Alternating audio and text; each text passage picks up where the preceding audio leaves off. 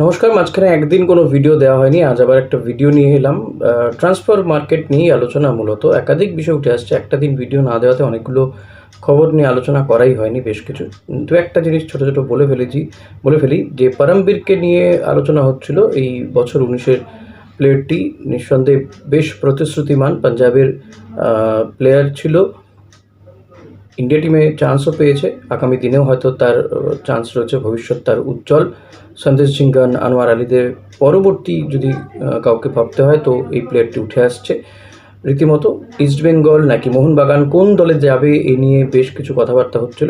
আমিও ইনফ্যাক্ট আলোচনা করেছি, দুটো টিমই ইন্টারেস্ট শো করেছিল, কিন্তু পরমবীর বেশ বিচক্ষণতার পরিচয় দিয়েছে। কারণ ইস্টবেঙ্গল হোক বা মোহনবাগান, যে দলই যেত সেই দলে সে গেম টাইম পেত না। তো সেই দিকটা সে দেখেছে, টাকার পেছনে, বড় দলের পেছনে ছোটেনি। এটা খুব ভালো, এটা বিচক্ষণতার একটা পরিচয় দিয়েছে পরমবীর, বা তাকে যে গাইড করেছে। তো পরমবীর নর্থ ইস্টে জয়েন করেছে। লুমডিং, একে নিয়েও, এই প্লেয়ারটিকে নিয়েও খুব আলোচনা হচ্ছিল। ইস্টবেঙ্গল, মোহনবাগান দুটো টিমেই যাওয়ার একটা সম্ভাবনা। তারা এই প্লেয়ারটিকে, লুমডিংকেও বাজি দেখতে চাইছিল, কিন্তু লুমডিংকে পাঞ্জাব এফসি ধরে রেখেছে, তো সেও যাচ্ছে না কোথাও। এরই মধ্যে এফসি গোয়া ছাড়লেন মানালো মার্কোয়েজ কোচ, এবং এফসি গোয়ার কর্মকর্তারা, অর্থাৎ মিউচুয়াল আন্ডারস্ট্যান্ডিংয়ের মাধ্যমে কিন্তু ছেড়ে দেওয়া হয়েছে কোচকে, ছেড়ে দেওয়া হয়েছে। মানালো মার্কোয়েজ তিনিও ছেড়ে দিয়েছেন। দীর্ঘ দিন ধরে তিনি ভারতে কোচিং করিয়েছেন, একের পর এক টিমে কোচিং করিয়েছেন তিনি।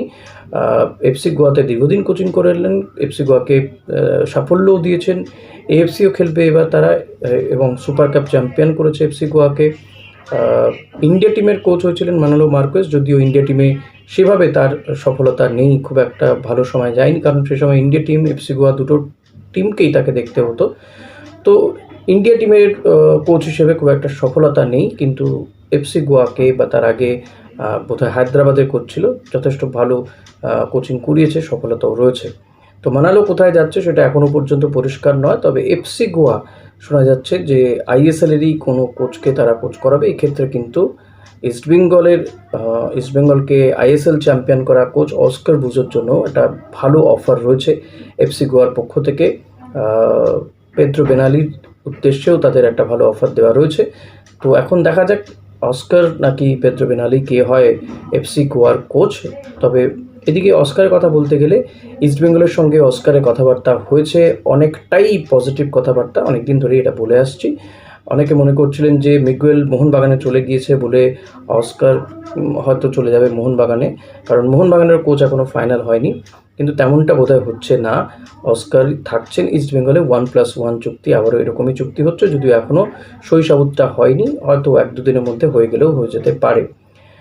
এবার আমি একটি জায়গাতে দেখলাম, শঙ্করলাল চক্রবর্তী তিনি ইন্টারভিউ দিয়েছেন মিগুয়েল এবং এই দানি রামিরেজকে নিয়ে কথা বলতে গিয়ে তিনি বলছেন যে মিগুয়েল যাওয়াটা, দেখুন অনেকেই বলছেন মিগুয়েল যাওয়াটা একটা ক্ষতি হয়েছে ইস্টবেঙ্গলের, ঠিকই, কিন্তু দানি রামিরেজ তারও কিন্তু যথেষ্ট মানে ভালো সে player, as a team man খুবই ভালো, ঠান্ডা মাথার প্লেয়ার, এবং গোল করার ক্ষমতা রয়েছে। বয়সটা বেশি হলেও, মানে 33 বছর বয়স হলেও এমন কোনো ব্যাপার নয়, এবং তার যে পাস দেওয়া, তার প্রখরতা, তার যে বুদ্ধি, এই সমস্ত বিষয় নিয়ে কিন্তু প্রশংসাই করছেন শঙ্করলাল চক্রবর্তী। কারণ তিনি পাঞ্জাবের কোচও ছিলেন, সহকারী কোচ ছিলেন, ফলত তিনি অনেকটা কাছ থেকে দেখেছেন এই দানি রামিরেজকে, স্পেনীয় এই মিডফিল্ডারকে। তবে তার একটা মানে যদি দোষ বলতে হয়, বা যেটা হচ্ছে সেটা, এই দানি রামিরেজ তিনি ডিফেন্সে খুব একটা নামেন না, এটা একটা তার বলা যেতে পারে নেগেটিভ পয়েন্ট। আদারওয়াইজ কিন্তু দানি রামিরেজ যথেষ্ট ভালো মানেরই ফুটবলার, এবং এতে ইস্টবেঙ্গল উপকৃত হবে বলেই রামিরেজ যোগ দেওয়াতে ইস্টবেঙ্গল বেশ উপকৃত হবে।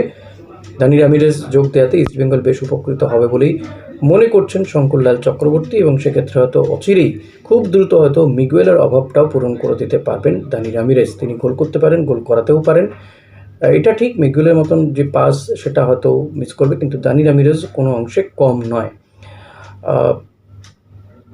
এর পাশাপাশি এই বিষয়গুলো তো উঠে আসছে, আপডেট নিঃসন্দেহে ছিল, এগুলো টুকটুক করে আপনাদের সামনে তুলে ধরলাম।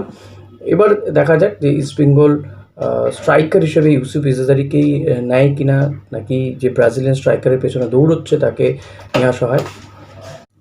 এখন দানি রামিরেজ তিনি কতটা ইস্ট বেঙ্গলকে উপকৃত করতে পারেন, এটাও ঠিক যে পাঞ্জাব এফসি তার আশেপাশে যে প্লেয়াররা ছিল আর ইস্ট বেঙ্গলে তার আশেপাশে যে প্লেয়াররা থাকবে, দুটোর মধ্যে ডিফারেন্স রয়েছে। এখন কোচের উপরেও অনেক কিছু ডিপেন্ড করছে। তবে হ্যাঁ, ইস্ট বেঙ্গলে খেলা মানে তার উপরে বাড়তি একটা প্রেশারও থাকে। সেই প্রেশারটা তিনি কতটা কি নিতে পারবেন রিয়াল মাদ্রিদে খেলা এই প্লেয়ার, সেটাও একটা দেখার বিষয় রয়েছে। এরই মধ্যে থাংবই সিংটোর সঙ্গে তো ইস্ট বেঙ্গলের কী বলবো বিচ্ছেদ হয়ে গিয়েছে। থাংবই সিংটো দিল্লি এসসিতে যোগদান করেছেন বলে জানা যাচ্ছে। আইএসএল চ্যাম্পিয়ন হয়েছে ইস্ট বেঙ্গল, তার পেছনে কিন্তু অনেকের ভূমিকা ছিল। এই যে প্লেয়ার বাছাই করে নিয়ে আসা, প্লেয়ারদের বিভিন্ন জায়গা থেকে যোগাযোগ করানো, এই সমস্ত কিছু কিন্তু থাংবই সিংটো বেশ মুনশিয়ানার সঙ্গে করেছেন এবং অস্কারকে একটা ভালো টিম তুলে দিতে পেরেছিলেন তিনি, থাংবই সিংটো। তো তাকে এবার দিল্লি জয়েন করিয়েছে। আশা করা যায় যে তার যোগদানে দিল্লি এফসি সাফল্য পাবে। এই বিষয়গুলোই বলার ছিল, যেগুলো অনেকগুলো বিষয় জমেছিল, সেগুলো ক্লিয়ার করার বিষয় ছিল। তো ক্লিয়ার করলাম। আবার পরবর্তী কোনো আপডেট যদি পাই তো নিঃসন্দেহে আপনাদের সামনে তুলে ধরবো। আজ এখানেই শেষ করছি। ভিডিওটা ভালো লাগলে লাইক, কমেন্ট, শেয়ার করবেন। চ্যানেলে নতুন হলে সাবস্ক্রাইব করবেন প্লিজ। Thank you.